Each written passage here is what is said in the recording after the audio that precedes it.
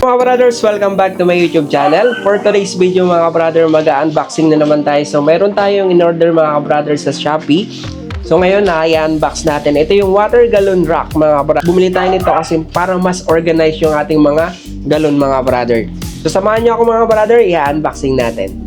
So medyo malaki yung packaging yung in-order natin. So ito yun mga brother. So, open na natin.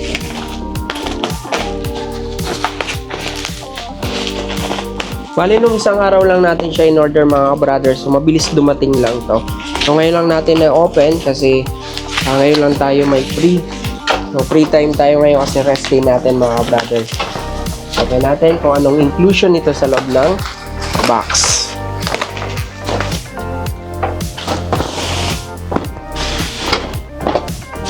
So medyo malaki daw mga brother. Pero magaan lang naman. Check natin yung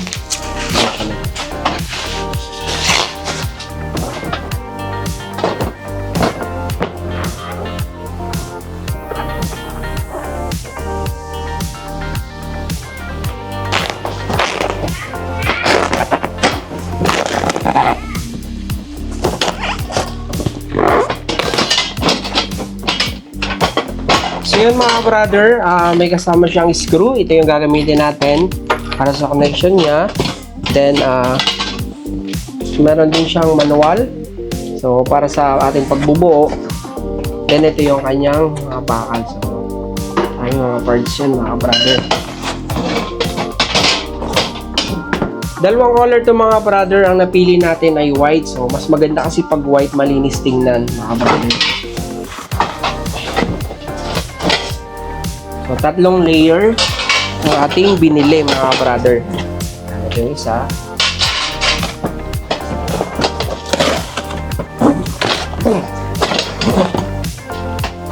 Kasi yung kanyang dalawang paa mga brother. So, yan, unboxing natin. And bubuuin na natin siya mga brother. Yan. So, mga brother, maganda dito. Meron na siyang kasamang pang-adjust. Tapos ito yung mga tornilyo niya. Then, ito yung sa panlagay sa paa. Ikakabit muna natin yung sa paa. Yan. Wait muna natin to mga brother.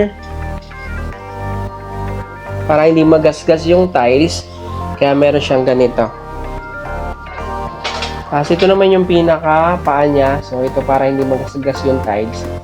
So ito yung kakabit natin dito.